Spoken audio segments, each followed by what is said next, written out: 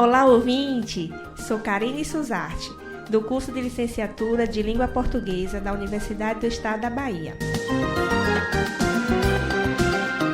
E nesta data de hoje, 23 de outubro do ano 2021, mais um podcast apresentado para a UNEB, sob a orientação da docente Nayara Santana Pita, do componente Estudos da Produção Literária no Brasil, cujo tema Período das Manifestações Literárias. Discentes: Gisela Mascarenha, Josiane Silva, Karine Suzarte, Lucimara Martins, Tailane da Silva e Vanilza de Oliveira.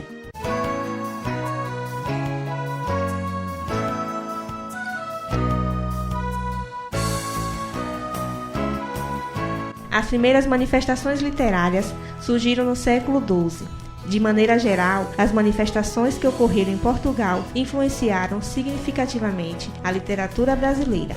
Isso porque ela começou a surgir no Brasil durante o período colonial, quando o território era uma colônia portuguesa. No século XVI, diversos viajantes europeus estiveram no Brasil e registraram suas impressões. Escreveram basicamente depoimentos e relatos de viagens que tinham por objetivo apresentar aos compatriotas um panorama do novo mundo. Concebidos sob a forma de cartas, tratados, diários e crônicas, esses textos são conhecidos como literatura de informação. O primeiro e mais famoso exemplo é a carta de Pero Vaz de Caminha, em que o escrivão da frota de Pedro Álvares de Cabral descreve ao rei Dom Manuel I as características da terra recém-descoberta. Os principais viajantes do período foram os portugueses e religiosos, enviados ao Brasil para catequizar os índios. Alguns deles, como os jesuítas Manuel de Nóbrega e José de Anchieta, produziram obras de fundamental importância para o desenvolvimento da vida colonial. A Carta de Pero Vaz de Caminha, vista como marco da literatura brasileira, escrita pelo colonizador português, logo depois da independência, em 1822, quando os intelectuais brasileiros procuravam símbolos para a nacionalidade, esse documento passou a ser considerado a certidão de nascimento do Brasil. Nele, o escrivão da frota de Pedro Álvares Cabral relata o achamento do Brasil ao rei Dom Manuel, exaltando as belezas naturais, a docilidade exótica das populações indígenas, o potencial mercantil da nova terra e, sobretudo, a possibilidade de expansão do cristianismo. É importante ter em mente que, nesse momento, o Brasil não existia como nação autônoma. Não havia comunicação entre os povoados, escritores nativos ou leitores potenciais. A noção de literatura era inteiramente diversa daquela que se consolidaria a partir do arcadismo, quando começa a surgir no país uma relação sistemática entre autor, obra e público, que caracteriza um sistema literário. Ao lado de cronistas e viajantes, os jesuítas foram os autores mais assíduos da época. Chefiados pelo padre Manuel da Nóbrega, eles chegaram ao Brasil em 1549, mesmo ano que se estabeleceu o governo geral da colônia em Salvador, na Bahia. Imbuídos da missão de catequizar o indígena, desempenharam um papel crucial no início da organização da vida administrativa, econômica, política, militar, espiritual e social durante os primeiros anos da colonização. Mas foi com José de Anchieta que a produção dos jesuítas atingiu seu ponto máximo. Ele se destaca como o único autor do período cuja produção extrapola o caráter meramente histórico.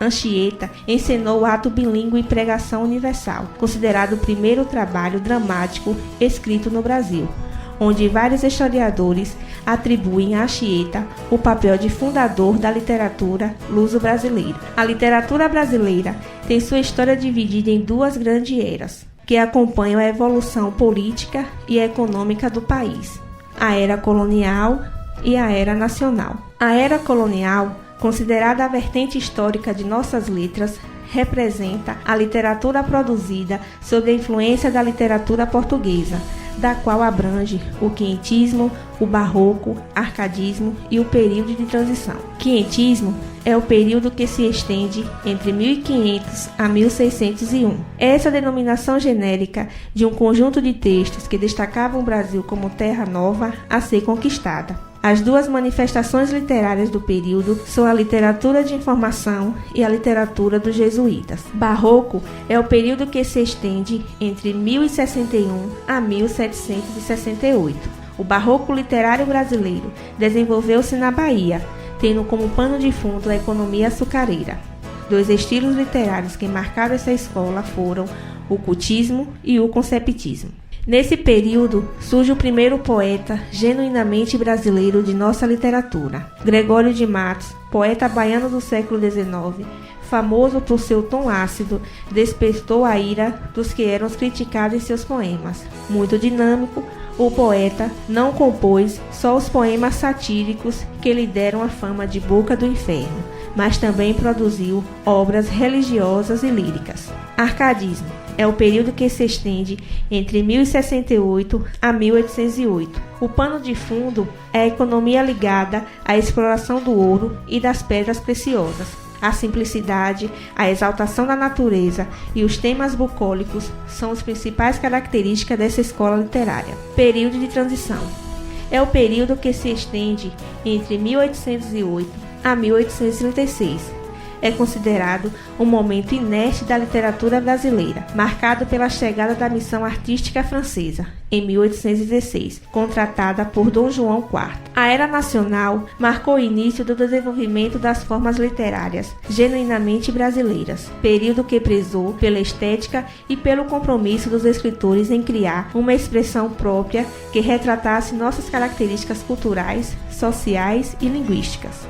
Considerada como a vertente estética da literatura brasileira, finalmente a autonomia literária foi estabelecida, envolvendo o romantismo, que é o período que se estende entre 1836 a 1881, marcado pela expressão e valorização dos sentimentos. Destaca para a dualidade entre o amor e o sofrimento. A liberdade para criar ganha espaço lado a lado como fantasia. Realismo é o período que se estende entre 1881 a 1893. As principais características são o objetivismo e a veracidade dos fatos, os quais são explorados por meio de uma linguagem descritiva e detalhada. O naturalismo no Brasil tem início em 1881. É considerado uma ramificação do realismo, pois, além de terem surgido juntos, os dois têm o mesmo objetivo, retratar a realidade como ela é. O parnasianismo no Brasil tem início em 1882.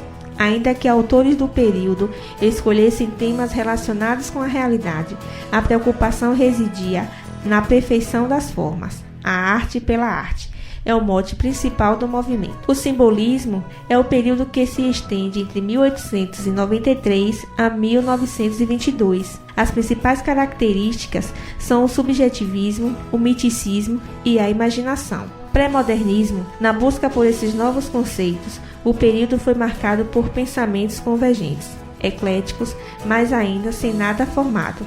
Notava-se um esforço dos escritores e artistas da época em se tornarem mais modernos, porém, os perfis ainda eram muito engessados. Modernismo é o período que se estende entre 1922 a 1945. Marcada pelo início da Semana de Arte Moderna em 1922, o modernismo deu uma nova cara à linguagem, com muita liberdade de criação, sem apego ao passado. Um novo conceito artístico também surgiu. Pós-modernismo continua seguindo o conceito liberal da escola do modernismo, 3 décadas pós-ditadura. A poesia é marcada pela variação contemporânea, marcada pelo cotidiano e com crítica ao período de opressão causada pela ditadura militar. É por esta razão que a literatura é fator indispensável de humanização e confirma o ser humano na sua humanidade, por atuar tanto no consciente quanto no inconsciente.